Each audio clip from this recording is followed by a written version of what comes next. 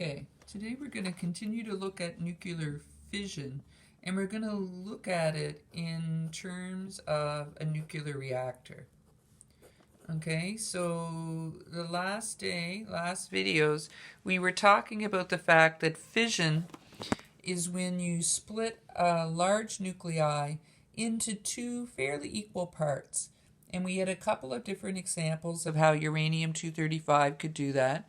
Uranium-235 and plutonium are the two that are most often used. In our reactors here in Canada, it's uranium-235. The advantage of using nuclear power is that a tiny little pellet of uranium-235-238, where only 3% of that pellet actually gets used, that little pellet can produce as much energy as 200 tons of coal. So that's the advantage. The disadvantage, maybe also the advantage, is you can, but it becomes a disadvantage quickly, is that nuclear reactions, fission reactions, are chain reactions. If you have enough of the fissionable mass, enough fissionable nuclei, then it will be self-sustaining. The neutrons released will be used to split the next nucleus, and it will just go from there.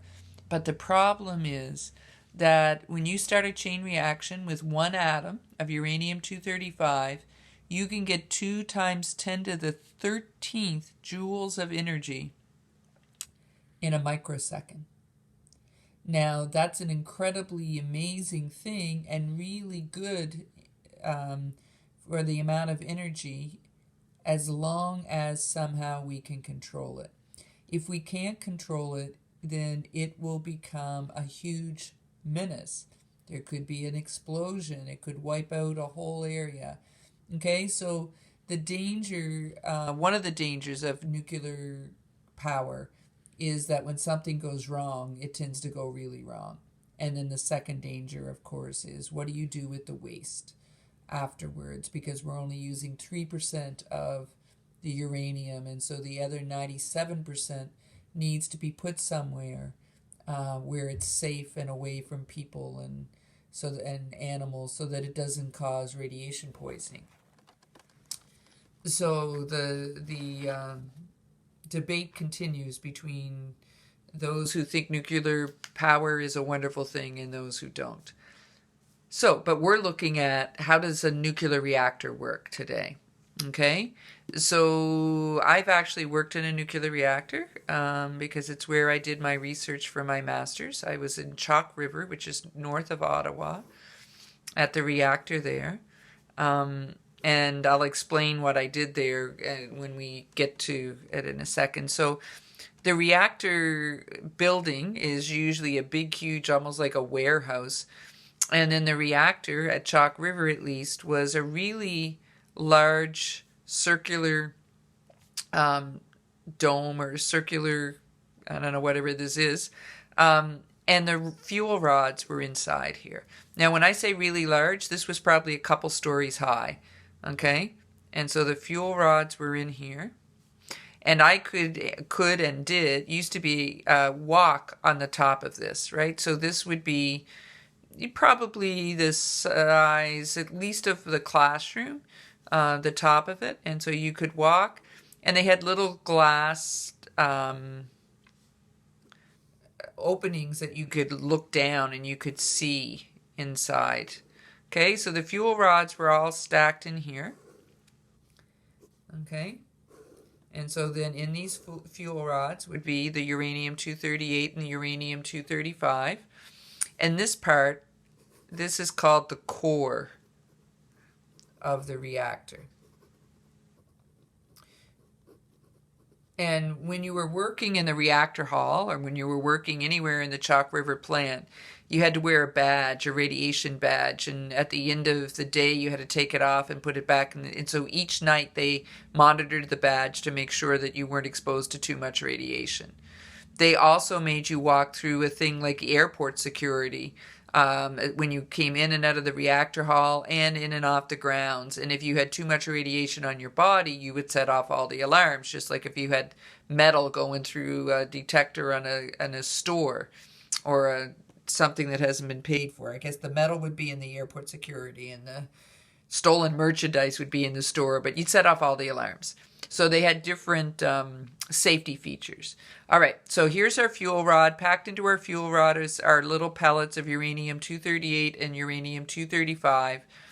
And these we're going to start the nuclear reaction by sending in one single neutron. Okay?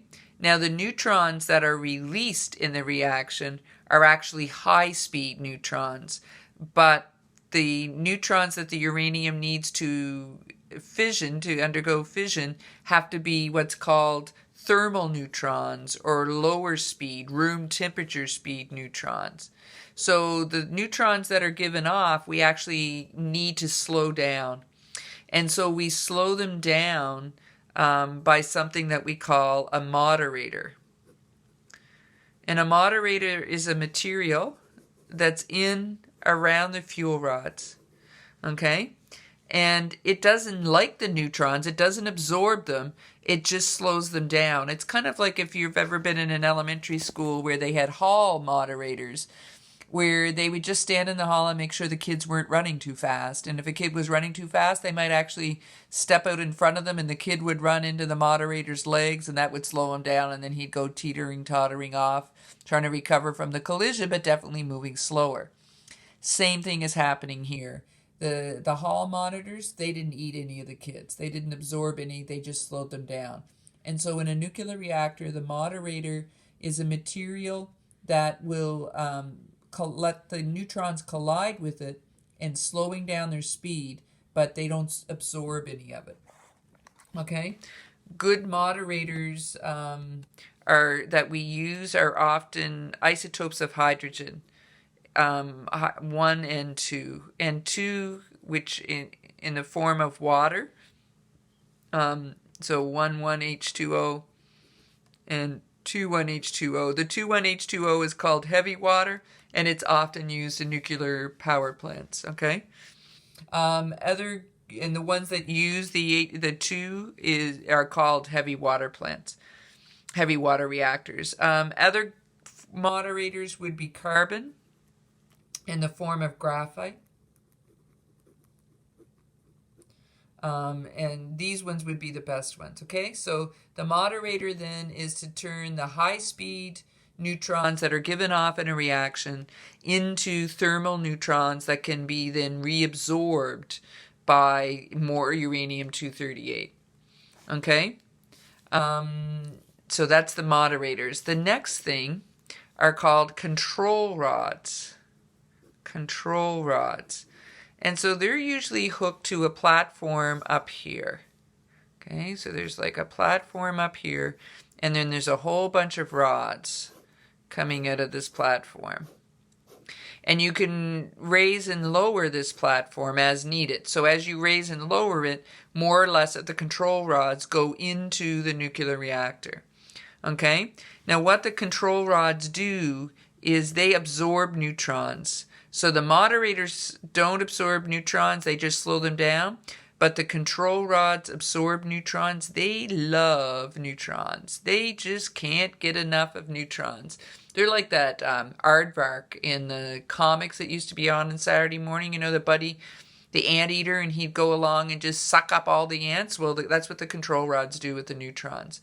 So obviously, the lower you put the control rods into the reactor, the fewer neutrons that are available to cause fission.